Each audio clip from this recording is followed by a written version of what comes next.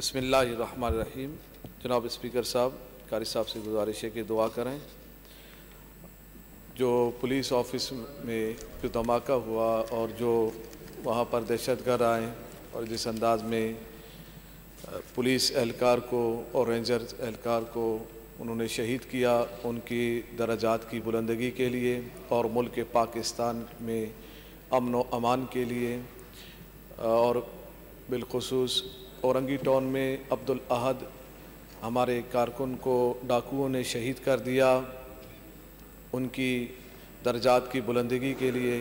और कराची में जिस तरीके से बदअमनी है और चोर डकैत जिस तरीके से धंधनाते फिर रहे हैं और लोगों को कीमती जानों को वो ज़ाया कर रहे हैं, अल्लाह ताला उनको नेस्तो नाबूद करें और हमारे मुल्क में अमन अता फ़रमाए।